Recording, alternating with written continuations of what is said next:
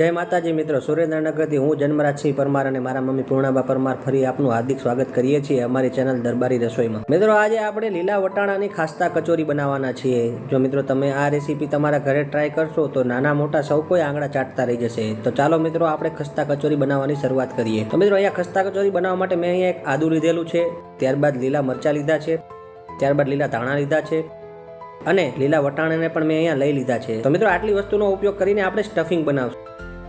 ત્યારબાદ મિત્રો આપણે અહીંયા મિક્સર જારની અંદર અહીંયા લીલા ધાણાને ઉમેરી દીધા છે, ત્યારબાદ તેની અંદર આપણે આદુ ઉમેરી દીધું છે, ત્યારબાદ તેની અંદર લીલા મરચાં ઉમેરી દીધા છે। આ બધી જ વસ્તુઓને મિક્સચરમાં અધકચરી ક્રશ કરી લેવાની છે। ત્યારબાદ મિત્રો આપણે અહીંયા જીરું, આમચૂર પાવડર તેમજ મીઠું અને ઘી લેશું।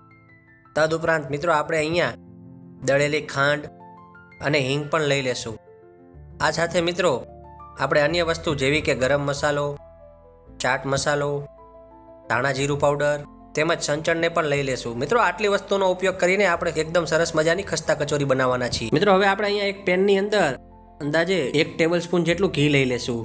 ત્યારબાદ તેની અંદર આપણા લીલા વટાણાને ઉમેરી દેશું અને તેને સારી રીતે સોતે કરી લેશું। મિત્રો આ રીતે આપણે વટાણાને સોતે કરવા માટે ઘીનો જ ઉપયોગ કરવાનો છે, જેથી આપણા વટાણાની અંદર એક સરસ મજાનો ફ્લેવર આવે। તો અંદાજે મિત્રો 3 થી 4 મિનિટ બાદ તમે જોઈ શકો છો આપણા વટાણાના આઉટર લેયર ઉપર સફેદ કલર આવી ગયો છે અને તેનો ફોતરાનો ભાગ પણ ફાટી ગયો છે। તો આ એક પરફેક્ટ માપ છે કે આપણા વટાણા એકદમ સરસ મજાના સોતે થઈ ગયા છે। ત્યારબાદ મિત્રો આપણે વટાણાને આપણે મિક્સર જારની અંદર, જેની અંદર આપણે આદુ મરચા ધાણાની પેસ્ટ બનાવી હતી, તેની અંદર ઉમેરીને તેની પણ સરસ મજાની પેસ્ટ બનાવી લેશું।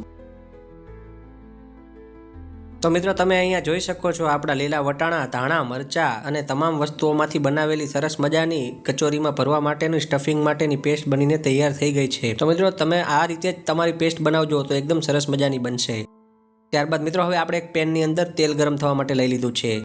આપણું તેલ ગરમ થઈ જાય ત્યારબાદ આપણે તેની અંદર જીરું ઉમેરીશું અને ત્યારબાદ તેની અંદર 1 પિંચ જેટલી હિંગ ઉમેરીશું।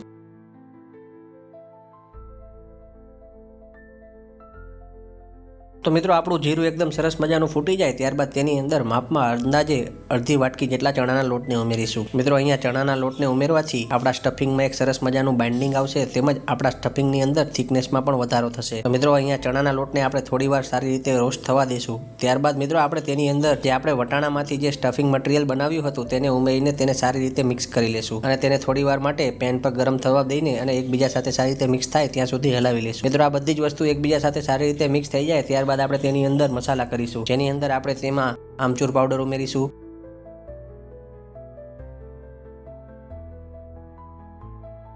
ત્યારબાદ તેની અંદર ચાટ મસાલો ઉમેરીશું,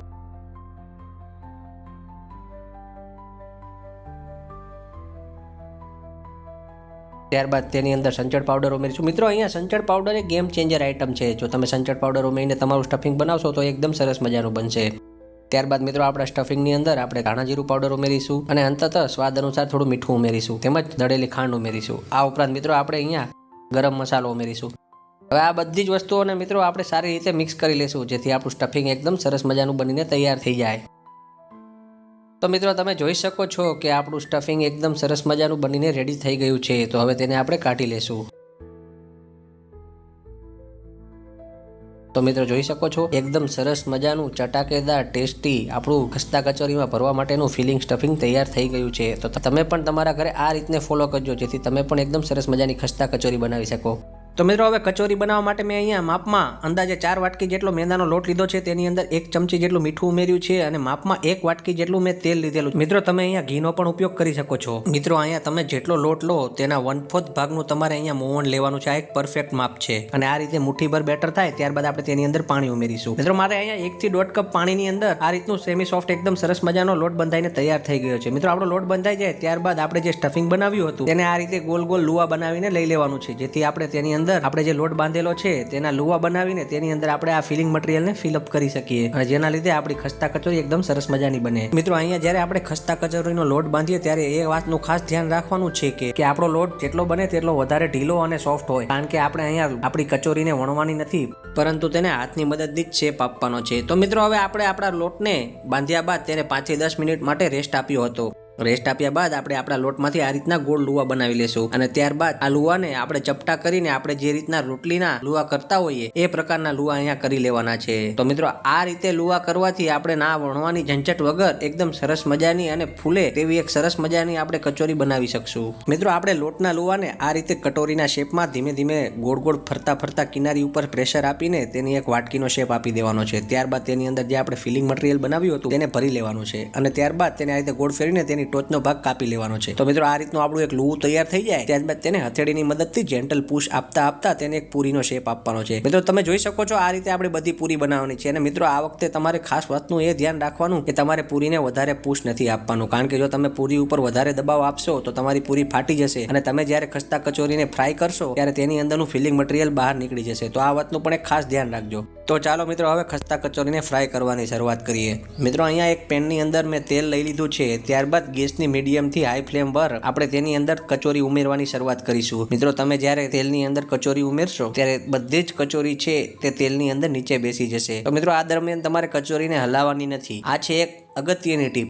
તમારી કચોરી જ્યારે પાકશે ત્યારે એ આપોઆપ જ ઉપર આવી જશે અને પ્રોપર પૂરેપૂરી આપણી કચોરી છે જે તેલની બહાર આવી જાય ત્યારબાદ જ આપણે તેને ફેરવવાની છે। તો મિત્રો તમે આ રીતથી કચોરી બનાવશો તો તમારી કચોરી ફૂલશે એની 110%ની ગેરંટી છે। તો મિત્રો તમે જોઈ શકો છો અંદાજે 3 થી 4 મિનિટ બાદ આપણી કચોરી છે એ આપોઆપ જ ઉપર આવવાની શરૂઆત થઈ ગઈ છે અને તમે અહીંયા જોઈ પણ શકો છો કે આપણી કચોરી તમને ફૂલાયેલી પણ દેખાઈ રહી છે। તો મિત્રો આ રીતે આપણી બધી જ કચોરી છે એ તેલની ઉપર સંપૂર્ણ રીતે આવી જાય ત્યારબાદ આપણે તેને ફેરવવાની છે। તો મિત્રો આ રીતે જો તમે કચોરી બનાવશો તો તમારી કચોરી છે એ 110% ફૂલશે। તો મિત્રો આ એક અગત્યની ટીપ છે, જો તમે આને ફોલો કરશો તો તમે પણ બહાર બજારમાં મળે તેવી એકદમ સરસ મજાની ક્રિસ્પી અને ફૂલેલી ખસ્તા કચોરી ઘરે બનાવી શકશો। તો મિત્રો જ્યારે આપણી કચોરી છે એ ગોલ્ડન બ્રાઉન કલરની આઉટર લેયર પર થઈ જાય ત્યારબાદ તેને આપણે ફેરવી લેવાની છે અને બંને બાજુ એકદમ સરસ મજાની ગોલ્ડન બ્રાઉન રંગની ફ્રાય થઈ જાય ત્યારબાદ મિત્રો આપણે આપણી કચોરીને કાઢી લેવાની છે। તો મિત્રો તમે અહીંયા જોઈ શકો છો કે આપણી કચોરી છે એ એકદમ સરસ મજાની અને પરફેક્ટ રીતે ફૂલેલી છે। તો મિત્રો આ ટીપને તમે જરૂરથી ફોલો કરજો અને આ રીતથી તમે કચોરી બનાવજો અને અમને જણાવજો કે તમારી કચોરી કેવી બને છે। તો મિત્રો તમે જોઈ શકો છો કે આપણી કચોરી છે એ એકદમ સરસ મજાની ગોલ્ડન બ્રાઉન અને ક્રિસ્પી થઈ ગઈ છે। તો મિત્રો હવે આપણે આપણી કચોરીને સર્વિંગ પ્લેટમાં કાઢી લેશું। તો મિત્રો તૈયાર છે આપણી એકદમ સરસ મજાની ફૂલેલી વટાણાની ખસ્તા કચોરી। તો મિત્રો જો તમને અમારો વિડીયો પસંદ આવે તો અમારી ચેનલને લાઇક, શેર અને સબસ્ક્રાઇબ જરૂરથી કરજો અને બાજુમાં રહેલા બેલ આઇકનને પ્રેસ કરવાનું ના ભૂલતા જેથી તમને અમારા ચેનલ પર આવનારી તમામ વાનગીઓની માહિતી મળતી રહે। તો મિત્રો હવે આપણે આપણી કચોરીને આ રીતે આંગળીની મદદથી તોડી લેશું। તો આ ફૂલાયેલી કચોરીની અંદર હવે આપણે તમામ વસ્તુઓને ઉમેરીશું, જેની અંદર મેં અહીંયા તીખી દાળ ઉમેરી છે, ત્યારબાદ અહીંયા મેં મિક્સ ચવાણું ઉમેર્યું છે, ત્યારબાદ મિત્રો આપણે અહીંયા ચણાના લોટની ઝીણી સેવને ઉમેરી છે, ત્યારબાદ મિત્રો આપણે અહીંયા દાડમના દાણાને ઉમેર્યા છે, ત્યારબાદ મિત્રો આપણે ત્યાં ઝીણી સમારેલી ડુંગળી ઉમેરી છે, ત્યારબાદ તેની અંદર ખમણેલું બીટ ઉમેર્યું છે, ત્યારબાદ આપણે મિત્રો અહીંયા સરસ મજાનું મોળું દહીં ઉમેર્યું છે,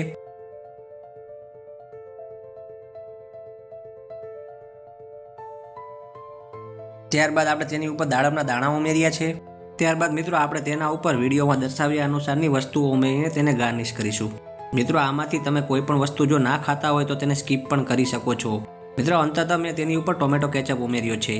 મિત્રો આ દરબારી રસોઈના તમામ સબસ્ક્રાઇબર મિત્રો અને તમામ જોનાર દર્શકોનો ફરી પાછો એક વખત દિલથી હું ખૂબ આભાર વ્યક્ત કરવા માંગુ છું કે આજે તમારા સૌ કોઈ લોકોના પ્રેમના લીધે જ આપણી ચેનલ ટૂંક જ સમયમાં 500+ સબસ્ક્રાઇબરને પાર કરી ચૂકી છે। તો મિત્રો આ જ રીતે તમે અમારા વિડીયોને જોતા રહો અને અમારી ચેનલ ઉપર લાઇક, શેર અને સબસ્ક્રાઇબ વડે ખૂબ પ્રેમ વરસાવતા રહો। તો મિત્રો આપણી બનીને તૈયાર છે એકદમ સરસ મજાની વટાણાની ખસ્તા કચોરી। તો મિત્રો અમારો વિડીયો જોવા માટે તમારો બધાનો ખૂબ આભાર। Thank you.